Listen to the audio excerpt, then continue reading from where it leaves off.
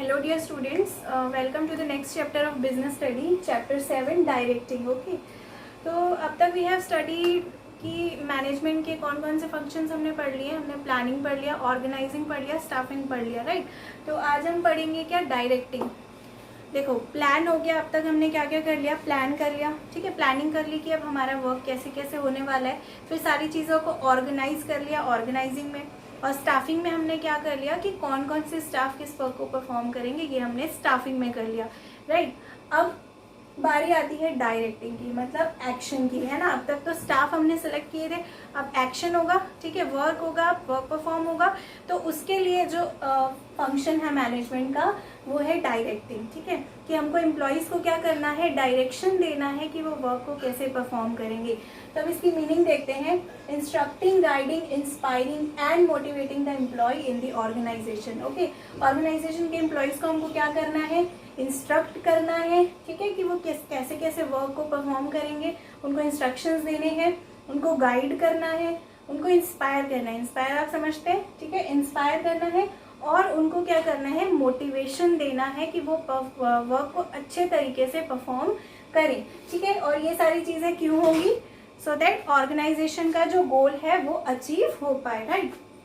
तो ऑर्गेनाइजेशनल गोल को अचीव करने के लिए एम्प्लॉय को इंस्ट्रक्ट करना, गाइड करना, इंस्पायर करना एंड मोटिवेट करना, ये होता है तुम्हारा डायरेक्टिंग. ओके, अब डायरेक्टिंग के कुछ कैरेक्टरिस्टिक्स भी होते हैं, तो देखते हैं क्या क्या कैरेक्टरिस्टिक हैं.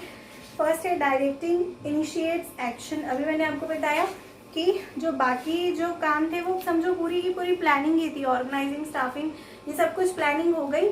अब जो एक्शन का टाइम आया है तो वो किसके थ्रू हो रहा है, डायरेक्टिंग के. तो डायरेक्टिंग इनिशिएट एक्शन, ठीक है. फिर ये है कंटिन्यूइंग फंक्शन है. ये एक टाइम के लिए तो हमको डायरेक्ट करना नहीं है, इंस्ट्रक्ट करना नहीं, हमें बार बार उसको इंस्ट्रक्शन देने होंगे. तो ये क्या होता है, कंटिन्यूइंग फंक्शन होगा, ठीक है. Directing takes place at every level, हर लेवल पे चाहिए डायरेक्शन. तो ठीक है, ऐसा तो नहीं है कि सिर्फ बॉटम लेवल के ही एम्प्लॉयज़ को डायरेक्शन चाहिए और मिडिल लेवल को नहीं चाहिए, हर लेवल को डायरेक्शन चाहिए. इसके बाद directing flows from top to bottom, ठीक है. डायरेक्शन कौन देंगे, टॉप लेवल वाले जो मैनेजर्स हैं वो अपने सबऑर्डिनेट्स को, अपने जो उनके बॉटम लेवल पे जो वर्क कर रहे हैं उनको क्या करेंगे, वो लोग डायरेक्शन देंगे. तो इस तरीके से ये क्या होते हैं, ये सारे इसके कैरेक्टरिस्टिक्स हैं जो कि आपको पढ़ने हैं आपकी बुक से. अब उसके बाद दी हुई है इम्पोर्टेंस ऑफ डायरेक्टिंग फंक्शन, कि डायरेक्टिंग जो है वो क्यों ज़रूरी है ऑर्गेनाइजेशन के लिए. तो देखते हैं. टू इनिशिएट एक्शन, फर्स्ट तो वही है, एक्शन में कोई चीज़ को लेकर आना है तो पहले हमको डायरेक्टिंग करनी होगी, तभी वो वर्क जो है हमारा परफॉर्म होगा, ठीक है. मीन्स ऑफ मोटिवेशन, मोटिवेशन का भी एक साधन होता है. Bring stability and balance in the organisation, organisation में ये क्या लेके आता है, स्टेबिलिटी मतलब ठहराव लेकर आता है. और क्या, बैलेंस, बैलेंस बना के रखता है ऑर्गेनाइजेशन का. कौन, डायरेक्टिंग. क्योंकि टाइम टाइम पे अगर एम्प्लॉयज़ को इंस्ट्रक्शन नहीं मिलेंगे, उनको गाइडेंस नहीं मिलेगी, मोटिवेशन नहीं मिलेगी, तो वर्क कैसे परफॉर्म होगा, नहीं हो पाएगा ना. तो इस वजह से डायरेक्टिंग जो है वो बैलेंस लेकर आता है ऑर्गेनाइजेशन में. तो ये होती है इसकी इम्पोर्टेंस.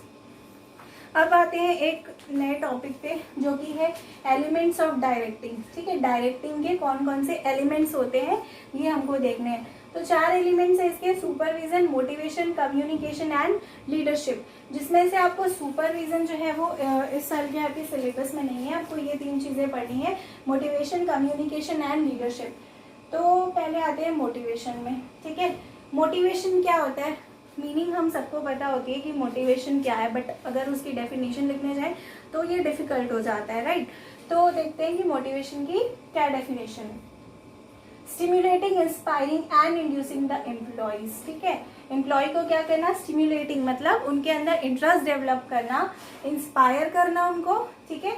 और इंड्यूसिंग मतलब उस वर्क में उनको लगाना, इनको एम्प्लॉयज़ को, सो दैट वो अच्छे से परफॉर्म कर पाए. ये होता है मोटिवेशन, ठीक है. विल टू वर्क, है ना, काम करने के लिए जो उनके अंदर से चीज़ें आनी चाहिए कि हाँ हमको ये वर्क करना है, इतने टाइम पे करना है, इतनी एफिशिएंटली करना है, इफेक्टिवली करना है, तो वो होता है मोटिवेशन, जो कि एक साइकोलॉजिकल टर्म है, ये अंदर से ही आती है एम्प्लॉय को, किसी को फोर्स नहीं कर सकते हम वर्क को करने के लिए, ठीक है। हम वर्क को करने का इंस्ट्रक्शन दे सकते हैं कि आपको ये वर्क करना है, लेकिन हम उसको फोर्स नहीं कर सकते कि इसी तरीके से करो या ऐसे ही करो, है ना। तो ये होता है मोटिवेशन, जो कि एक साइकोलॉजिकल टर्म है। अब इसके मोटिवेशन के भी कुछ कैरेक्टरिस्टिक्स हैं, देखते हैं। फर्स्ट तो वही है साइकोलॉजिकल, है ना। सेकेंड क्या, प्रोड्यूसेस गोल डायरेक्टेड बिहेवियर, ठीक है। गोल डायरेक्टेड बिहेवियर कैसे हो जाएगा, जब मोटिवेशन मिलेगा एम्प्लॉयज़ को तो उनको ये समझ में आएगा कि हमको इस गोल को अचीव करना है, जिसके लिए वो लोग वर्क करेंगे टुगेदर, ओके। तो ये क्या हुआ, गोल डायरेक्टेड बिहेवियर होता है इससे, मोटिवेशन से, ठीक है। तो इस तरीके से ये क्या कंटिन्यूस प्रोसेस है, डायनेमिक प्रोसेस है, तो ये इसके क्या है, कैरेक्टरिस्टिक्स हैं। अब एक थ्योरी आती है, ये थ्योरी का नाम है मैस्लोज नीड हायरार्की थ्योरी, ठीक है। तो मैस्लो के अकॉर्डिंग जो एम्प्लॉय है या जो ह्यूमन बीइंग है, उसकी 5 तरीके की नीड्स होती है, और ये इसी ऑर्डर में रहती है, 1 2 3 4 5, मतलब आप 1 पे 1 ही लिखना है, हमको 2 पे 2 ही लिखना है, हम 2 पे सोशल नीड्स नहीं लिख सकते, ठीक है। तो मैस्लो के अकॉर्डिंग ये इंसान की 5 नीड्स होती है, तो हम इसको एक एक करके देखते हैं। फर्स्ट है फिजियोलॉजिकल नीड्स, ठीक है। वो मोटिवेशन साइकोलॉजिकल टर्म थी, है ना, और ये फिजियोलॉजिकल नीड्स है, ठीक है। तो फिजियोलॉजिकल नीड्स का मतलब ये होता है कि सबसे पहले इंसान की बेसिक रिक्वायरमेंट्स होती है, क्या क्या, क्लोथिंग हो गया, है ना, फूड हो गया, शेल्टर हो गया, ये किसी भी ह्यूमन बीइंग की सबसे बेसिक रिक्वायरमेंट है कि सबसे पहले हमको ये तो चाहिए ही चाहिए, बाकी सारी चीज़ें बाद में, बट पहले हमको क्या चाहिए, फूड चाहिए, शेल्टर चाहिए और क्लोथ्स चाहिए, राइट। तो ये बेसिक रिक्वायरमेंट्स है। तो फर्स्ट जो फिजियोलॉजिकल नीड्स होती है ह्यूमन बीइंग की या एम्प्लॉय की, वो ये होती है। इसके बाद सेकेंड है सेफ्टी एंड सिक्योरिटी नीड। अब जब एम्प्लॉय को या ह्यूमन बीइंग को क्या क्या मिल गया, फूड, शेल्टर और क्लोथिंग मिल गई, अब उनको क्या चाहिए कि वो सेफ रहें, उनकी सेफ्टी और सिक्योरिटी रहे, ठीक है। तो इसके लिए उनकी सेफ्टी एंड सिक्योरिटी नीड्स होती है, जो कि 2 टाइप की होती है। कौन कौन सी होती है, एक तो होती है फिजिकल सिक्योरिटी और दूसरा economic security. Physical security like उनको बीमारी से जो डर लगता है, ठीक है, इलनेस, है ना, बीमारी से डर लगता है, एक्सीडेंट से डर लगता है, ये सारी चीज़ों से जो उनको सेफ्टी चाहिए होती है, इसे हम बोलते हैं फिजिकल सिक्योरिटी। और इकोनॉमिक सिक्योरिटी क्या होती है, which means having sufficient funds to meet the future physiological needs and to come out of physical security threat. ये होता है इकोनॉमिक सिक्योरिटी, जो कि फंड्स से रिलेटेड होती है, इकोनॉमी से रिलेटेड होती है, ठीक। तो ये 2 टाइप की सिक्योरिटी उनको चाहिए होती है। अब ये दोनों चीज़ें मिल गई। अब थर्ड उसको चाहिए सोशल नीड्स, मतलब क्या चाहिए उसको, एक सोशल इन्वायरमेंट। अब उसको बेसिक चीज़ें मिल गई, उसको सिक्योरिटी भी मिल गई, अब उसको क्या चाहिए, एक माहौल चाहिए, एक सामाजिक स्तर पे उसको अपनी पहचान बनानी होती है, उसको कुछ फ्रेंड्स चाहिए, कुछ सोशल ग्रुप चाहिए जहाँ पे वो बैठ सके, अपनी बातों को शेयर कर सके, रख सके, तो उसके लिए उसकी सोशल नीड्स होती है, राइट। अब फोर्थ है esteem needs. Now what is esteem needs? Esteem needs उन एम्प्लॉयज़ को होती है जो कि हायर लेवल के एम्प्लॉयज़ होते हैं, जिनके पास ये सारी चीज़ें होती है, बट उनको एक रेस्पेक्ट चाहिए सोसाइटी में, अपने ऑर्गेनाइजेशन में एक रेस्पेक्ट चाहिए, एक डिग्निटी चाहिए, ठीक है, सम्मान चाहिए उनको, तो उसको बोलते हैं एस्टीम नीड्स, जो कि हायर लेवल के एम्प्लॉयज़ को होती है। अब फिफ्थ है self actualisation need. Self actualisation need जो है वो सबसे आखिरी की और सबसे बड़ी नीड है, जो कि एक एम्प्लॉय को तब होती है जब उसको अपना एम, अपना गोल अचीव करना होता है, ठीक है। मतलब उसके पास ये सारी चीज़ें तो है, लेकिन इसके पास वो नहीं है जहाँ तक ये पहुँचना चाहता है, जो उसका गोल है, जो उसका एम है, जो उसको अचीव करना है, वो नीड जो होती है वो होती है सेल्फ एक्चुअलाइजेशन नीड। तो अब ये 5 नीड जो होती है वो इसी क्रम में, है ना, इसी हिसाब से चलती हैं, इसी नंबर वाइज चलेंगी, 1 पे ये, 2 पे ये, 3 पे ये। अब अकॉर्डिंगली डिपेंड करता है कि किस एम्प्लॉय की क्या नीड है, लेकिन ये 5 नीड जो है वो लाइन से इसी तरीके से चलती है। अब किसी एम्प्लॉय के पास ये चारों चीज़ है, बट सेल्फ एक्चुअलाइजेशन नीड उसकी अभी तक फुलफिल नहीं हुई है।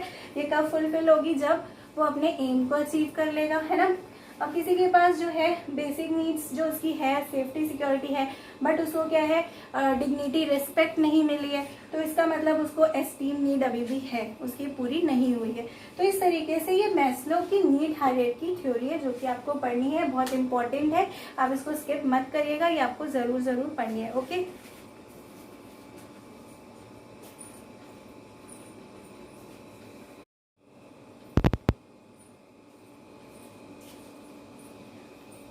नेक्स्ट टॉपिक है इंसेंटिव्स। ठीक है, जो एम्प्लॉयज़ को पे किया जाता है उसे हम क्या बोलते हैं, इंसेंटिव।